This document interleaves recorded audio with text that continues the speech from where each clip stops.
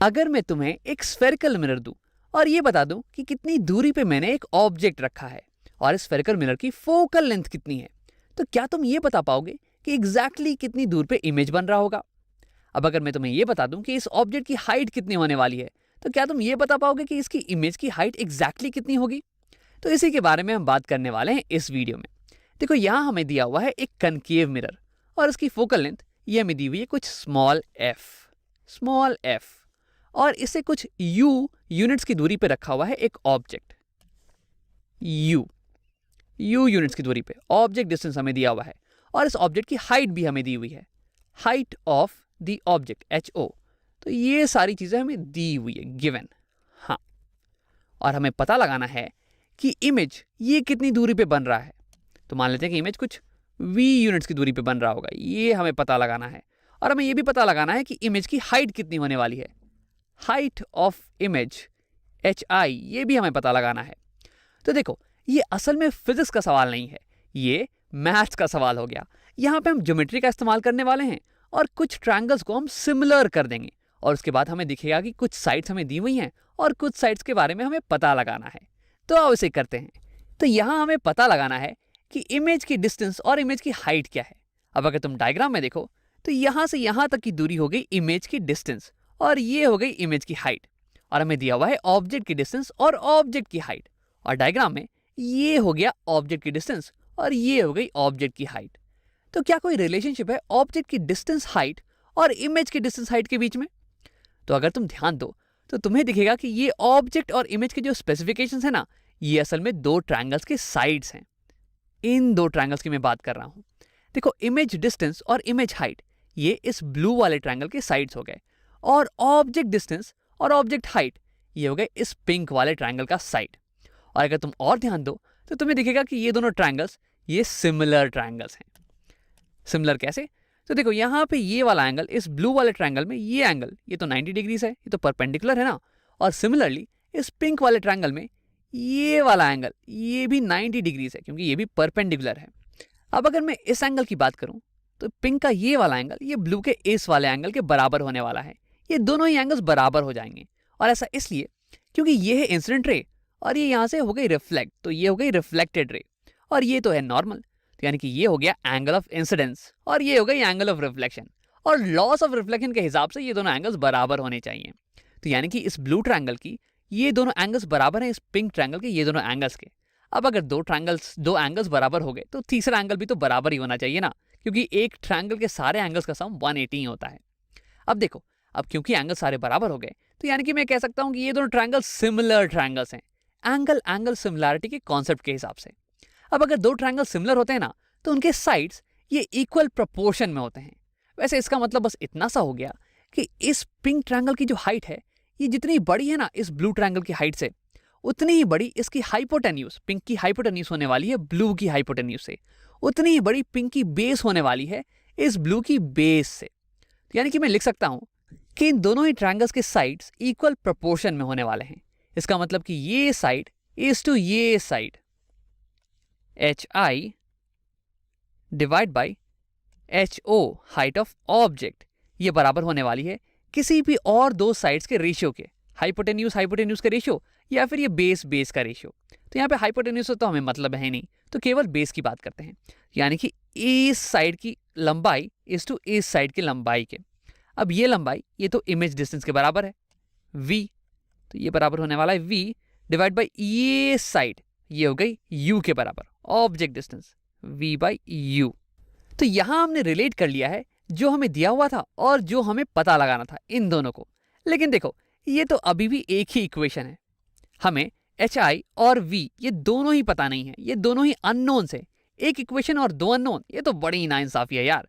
तो हमें एक और इक्वेशन की जरूरत पड़ेगी। तो इन ट्रायंगल्स को हटाते हैं और किन्हीं और ट्रायंगल्स पे फोकस करने की कोशिश करते हैं, किन्हीं ऐसे ट्रायंगल्स पे जहां पे फोकल लेंथ का भी इस्तेमाल हम कर सकते हो, क्योंकि फोकल लेंथ की भी वैल्यू हमें दी हुई है ना। तो मैं चाहूंगा कि तुम वीडियो को पॉज करो और एक बार खुद से ट्राई करने की कोशिश करो। किन्हीं दो ऐसे ट्रायंगल की बात करना, किन्हीं दो ऐसे ट्रायंगल को ढूंढना जिसमें फोकल लेंथ का भी हम इस्तेमाल कर सकें और एक रिलेशनशिप निकाल सकें। अब अगर तुमने ट्राई कर लिया है तो आओ देखते हैं। देखो, फोकल लेंथ हो गई यहां से यहां तक की दूरी, यानी कि ये वाली साइड। अब देखो, मुझे एक ट्रायंगल दिख रहा है, ये ये और यहाँ ये हो गया एक ट्रायंगल जिसमें कि फोकल लेंथ भी इंक्लूड हो रहा है। लेकिन देखो ये ट्रायंगल तो राइट एंगल है नहीं यार, तो इसे सिमिलर करने में थोड़ी दिक्कत आने वाली है, तो इसकी बात नहीं करते हैं, कोई राइट एंगल ट्रायंगल ढूंढते हैं। तो अगर तुम ध्यान दो तो मुझे दिखेगा एक ये वाला ट्रायंगल, यहाँ से ये और ये वाला ट्रायंगल, इसमें भी फोकल लेंथ आ रहा है। और ये वाला ट्रायंगल ये सिमिलर होने वाला है एस ट्रायंगल के, ये छोटा सा ट्रायंगल एस के। देखो मैं इनकी बात कर रहा हूँ, इसे मैं हाईलाइट कर देता हूँ। हाँ, तो देखो ये ट्रायंगल और ये ट्रायंगल ये दोनों ही सिमिलर होने वाले हैं। अब कैसे? तो इस ट्रायंगल में ये वाला जो एंगल है ना, ये बराबर हो जाएगा इस एंगल के, क्योंकि वर्टिकली ऑपोजिट एंगल। और ये वाला एंगल ये तो खैर 90 डिग्री है ही, और ये बराबर होने वाला है इस एंगल के, ये भी 90 डिग्री होने वाला है। अब तुम सोचोगे कि राम ये 90 डिग्री कैसे हो गया? ये तो एक कर्व्ड साइड है ना, ये तो मिरर की कर्व्ड साइड है, यहाँ पे कोई स्ट्रेट लाइन तो है ही नहीं।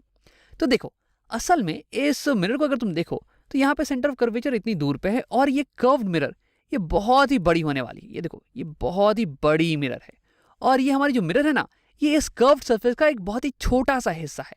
तो इसे मैं ऑलमोस्ट एक स्ट्रेट लाइन की तरह ट्रीट कर सकता हूँ। देखो जैसे कि तुम फॉर एग्जांपल हमारी धरती को ले लो, हमारी धरती भी तो स्फेयर है, बहुत ही बड़ी स्फेयर। अब अगर तुम बाहर जाओ तो तुम्हें दिखेगा कि ज़मीन ये ऑलमोस्ट फ्लैट ही है, और ऐसा इसलिए क्योंकि तुम धरती के एक छोटे से हिस्से पे फोकस कर रहे हो। अब वैसे ही यहाँ पे भी हम एक बहुत ही बड़े स्फेयर का एक छोटा सा टुकड़ा ले रहे हैं, तो इस टुकड़े को मैं अपने एक्सपेरिमेंट के लिए बहुत ही एक ऑलमोस्ट फ्लैट लाइन मान सकता हूँ। तो यानी कि ये वाला एंगल ये इसे मैं ऑलमोस्ट 90 डिग्री मान सकता हूँ। तो हाँ, इस ग्रीन वाले ट्रायंगल और इस ब्लू वाले ट्रायंगल में ये दो एंगल हो गए वर्टिकली ऑपोजिट एंगल और बराबर, और ये दोनों एंगल 90 डिग्री से और बराबर। तो यानी कि तीसरा एंगल ये भी बराबर होने वाला है। तो यानी कि एंगल सिमिलैरिटी के केस के कारण ये दोनों सिमिलर ट्रायंगल्स होने वाले हैं, और इनके साइड लेंथ्स ये प्रोपोर्शनल होने वाले हैं। तो क्यों नहीं तुम एक बार खुद से ट्राई करते हो इस केस में इक्वेशन ऑफ प्रोपोर्शनैलिटी लिखने का, जैसे कि हमने पिछले बार लिखा था। अब अगर तुमने ट्राई कर लिया है तो अब देखते हैं। देखो इस केस में मैं लिखूंगा इस ब्लू वाले ट्रायंगल की हाइट डिवाइड बाय इस ग्रीन वाले ट्रायंगल की हाइट, यानी कि HI डिवाइडेड बाय इस ट्रायंगल की हाइट। अब ये कितनी है यार?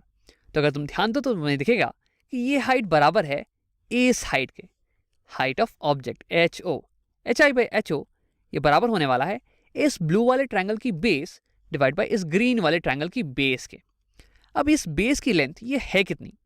तो देखो ये हो जाएगी इस पूरी लेंथ माइनस इस लेंथ के बराबर, और ये पूरी लेंथ ये होने वाली है V इमेज डिस्टेंस के, और ये लेंथ बराबर होने वाली है F फोकल लेंथ के। तो यानी कि ये दूरी, ये वाली दूरी ये बराबर हो जाएगी V माइनस F के।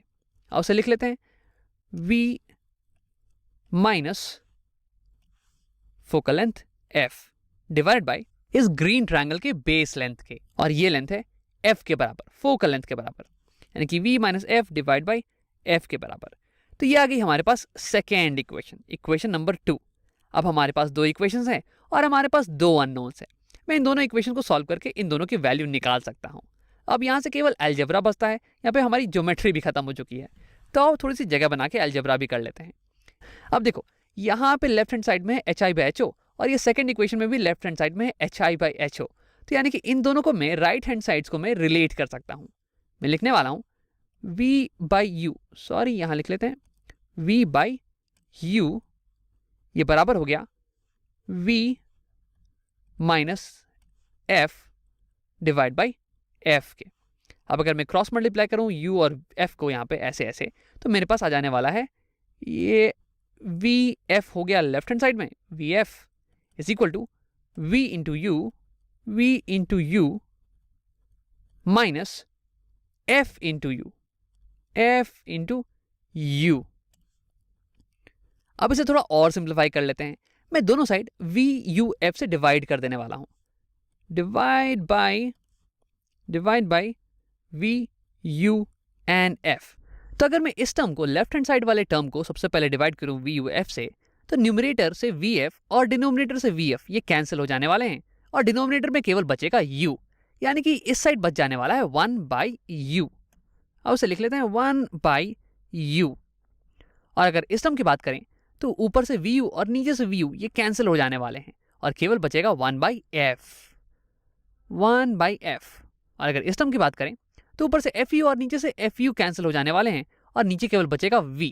तो यानी कि इस साइड बच जाने वाला है 1 बाई V, 1 बाई V। तो ये आ गई हमारी इक्वेशन। अब इसे थोड़ा सा और अरेंज कर लेते हैं अच्छे से दिखने के लिए। मैं दोनों साइड अगर 1/v से ऐड कर दूं, दोनों साइड 1/v को ऐड कर दूं, तो यहाँ से 1/v गायब और यहाँ आ जाएगा 1/v। हमारे पास बच जाएगा 1/f is equal to 1/v plus 1/u plus 1/u। अब देखो ये हमारे पास आ गई एक इक्वेशन जो कि रिलेट करती है फोकल लेंथ, इमेज डिस्टेंस और ऑब्जेक्ट डिस्टेंस को। देखो हमें इस सवाल में पता था कि फोकल लेंथ कितना है और ऑब्जेक्ट डिस्टेंस कितना है, और इस इक्वेशन की मदद से मैं ये निकाल सकता हूं कि इमेज डिस्टेंस क्या होने वाला है, इमेज एग्जैक्टली कहां पे बनने वाली है। और यहां से मैं v की वैल्यू को उठा के अगर इस इक्वेशन में डाल दूं तो देखो यहाँ पे u की वैल्यू मुझे पता है, ho की वैल्यू दी हुई है, v की वैल्यू मैंने निकाल ली। तो अब इसकी मदद से मैं hi यानी कि हाइट ऑफ इमेज, इसकी वैल्यू भी कैलकुलेट कर सकता हूं। तो यानी कि इस सवाल में हमें पता लगाना था इमेज की डिस्टेंस और इमेज की हाइट, और हमने उन दोनों को ही पता लगा लिया है। हमने एक इक्वेशन को भी निकाल लिया है जो कि हमेशा फोकल लेंथ, ऑब्जेक्ट डिस्टेंस और इमेज डिस्टेंस को रिलेट कर सकता है। लेकिन देखो असल में ये इक्वेशन ये एक पर्टिकुलर केस के लिए वैलिड है। देखो हमने जो एग्जांपल लिया था ना, उसमें हम एक कनकेव मिरर ले रहे थे और ऑब्जेक्ट की एक रियल इमेज ही बन रही थी। लेकिन क्या होगा कि अगर ऑब्जेक्ट को मैं कुछ ऐसी जगह पे रखूं कि वर्चुअल इमेज बने और कनकेव मिरर की जगह पे मैं कन्वेक्स मिरर को ले लूं, तो उस केस में ये वाला इक्वेशन ये होल्ड ट्रू नहीं करने वाला है। देखो ये एक जनरल इक्वेशन नहीं है, ये एक बहुत ही स्पेसिफिक केस के लिए इक्वेशन आया हमारे पास। अगली वीडियो में हम ट्राई करेंगे एक जनरल एक्सप्रेशन निकालने की, एक ऐसा एक्सप्रेशन जो कि किसी भी स्फेरिकल मिरर के किसी भी टाइप ऑफ इमेज के लिए वैलिड हो और हमें इन सब की रिलेशनशिप दे दे।